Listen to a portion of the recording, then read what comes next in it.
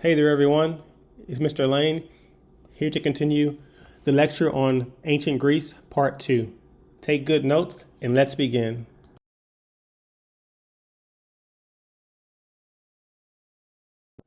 Rais warrior from the sea off Rais, Italy, 460 to 450 BCE, bronze, 6 feet 6 inches high.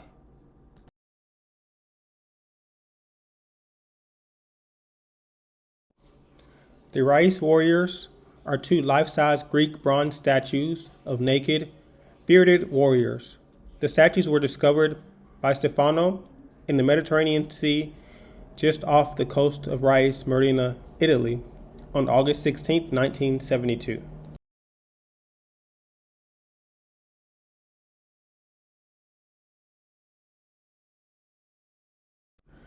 This Rais warrior, like most classical Greek statues, was sculpted in bronze.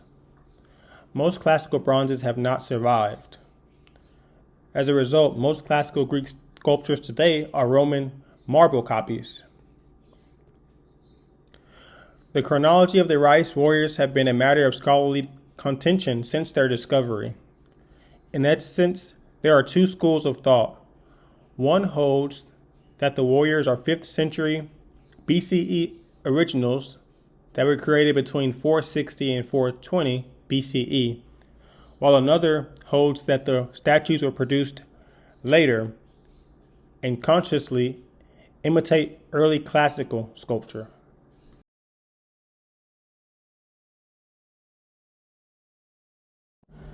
Now moving on to architecture. Here's a bulleted list of architecture's functions, context, and formality.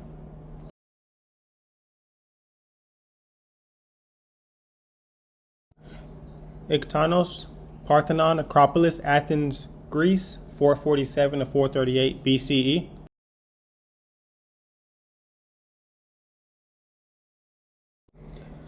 Built without mortar, the Parthenon remained relatively intact until 1687, when a direct rocket hit destroyed its core. Public rites took place in front of the temple, where elaborate sculpture told the story of the temple's deity. The word Parthenos equals virgin, so this building was made to celebrate the virgin statue of Athena and her virgin's birth from Zeus's head. An actual statue of Athena would have been inside. It also has a front and back porch.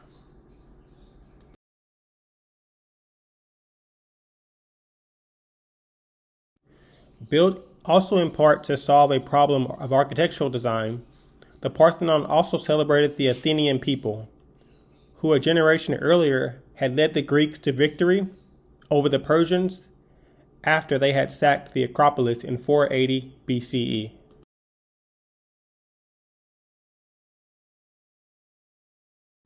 Iktinos, the architect of the Parthenon, calculated the dimensions of every part of the temple using harmonic numerical ratios, which determine, for example, the height and diameter of each column.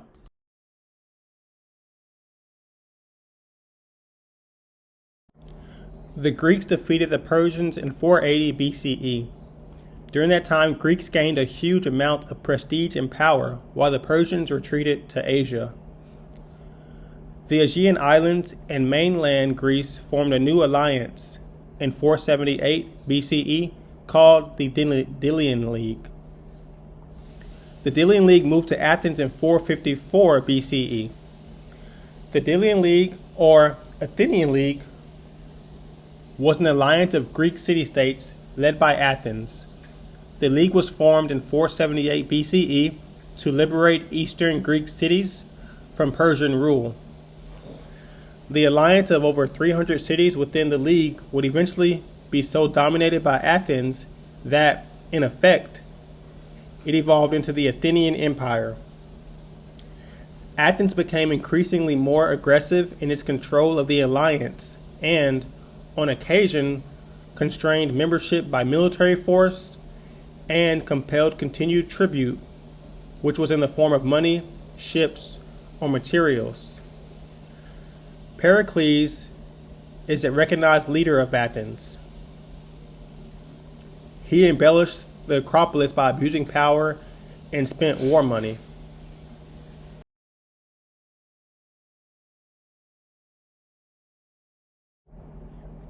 Here we see a modern view of the Acropolis.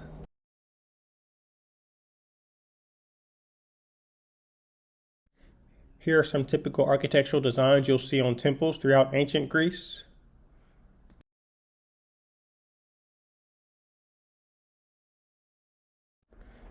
These orders differ in nature of detail and were named based on where they were more commonly used.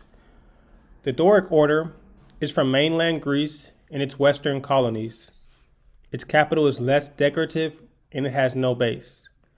The Ionic order comes from the Aegean Islands and west coast of Asia Minor. It has a base with a capital that has scroll-like spirals. It's also more decorative and ornamental. A pediment is a low-pitched triangular gable originally found on temples in ancient Greece and Rome. A volute is a spiral or scroll-shaped form. It's the chief feature of the Ionic capital.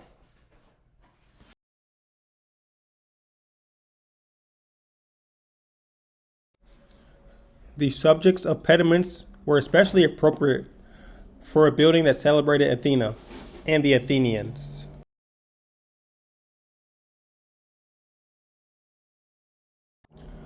Three goddesses, Hestia, Dione, and Aphrodite, from the east pediment of the Parthenon, Acropolis, Athens, Greece, from 438 to 432 BCE, made from marble, greatest height 4 feet 5 inches. The statues of Hestia, Dione, and Aphrodite in the lap of her mother, Dione, conformed perfectly to the shape of the Parthenon's east pediment. The thin and heavy folds of the garments alternately reveal and conceal the body forms.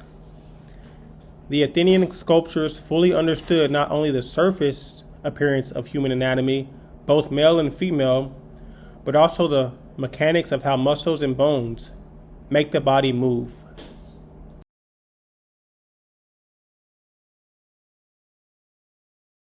Here's a link to Gerard Huber's website, who incorporates classical Greek sculpture into his paintings and drawings.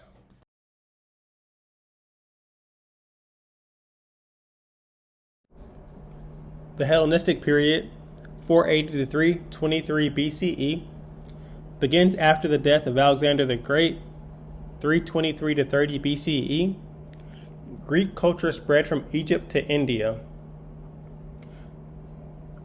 We do not see a unified expression of the people. There are racial and personality differences. The immediate world equals reality. We'll see self-sufficiency, simplicity, and independence. There'll be a shift in art. It's more realistic, specific, expressive, dynamic.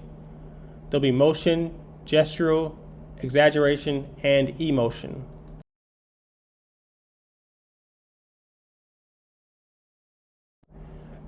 Epigonos, dying Gaul, Roman copy of a bronze statue from around 230 to 220 BCE. Marble, 3 feet, half an inch high.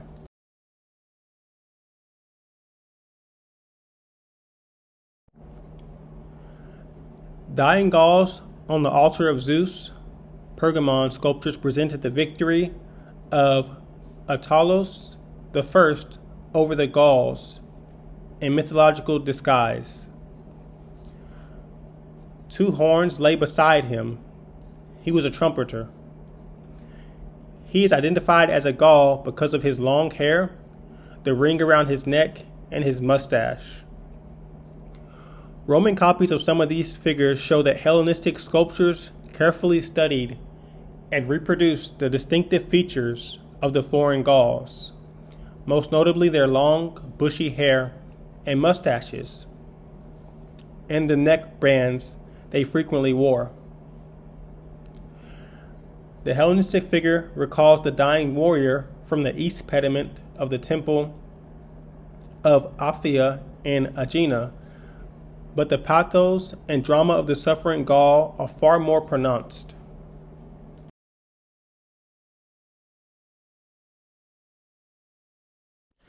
The dying Gaul was found in Rome on the grounds of the Palazzo Ludovici in the 17th century. It was originally made to be shown in Pergamon, close to modern-day Turkey, and an important capital in the Hellenistic period. It is a Roman copy.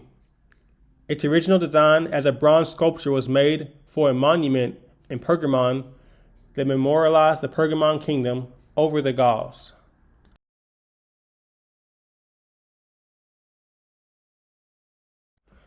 Pergamon was the Hellenistic kingdom that ruled much of present-day Turkey.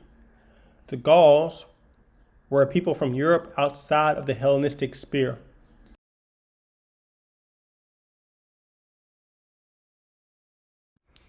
The dying Gaul collapses upon his large oval shield as blood pours from the gash in his chest.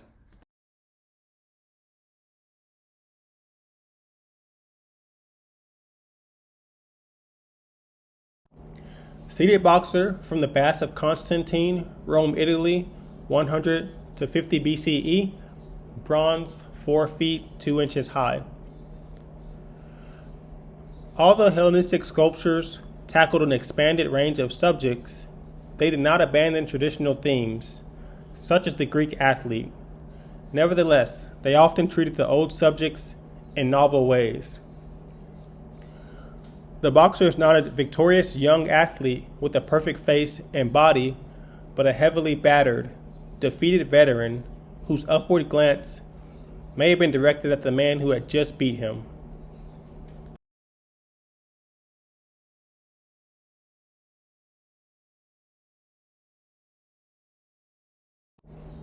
His nose is broken, as are his teeth. He has smashed cauliflower ears.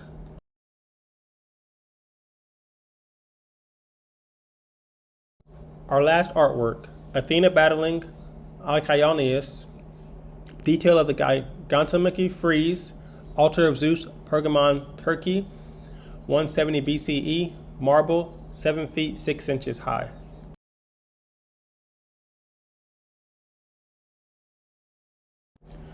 The tumultuous battle scenes of the Pergamon altar have an emotional power unparalleled in earlier Greek art. Violent movement, swirling draperies, and we see vivid depictions of suffering fill the frieze.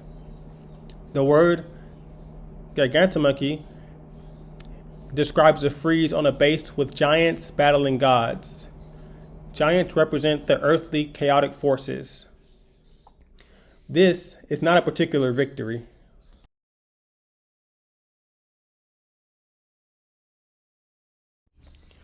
Giants battle the Olympian gods for supremacy of the universe and the earth. We see Athena, who grabs the giant Aeneas' head, disempowering him. His mother Gala is on the other side, unable to help him.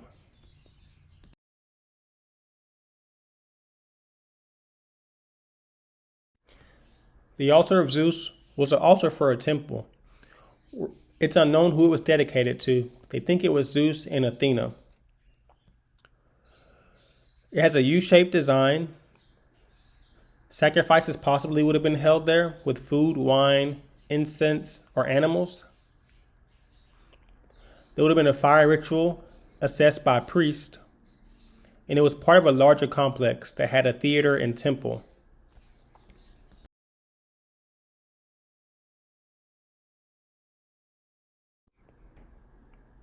This is a question we will discuss later in class.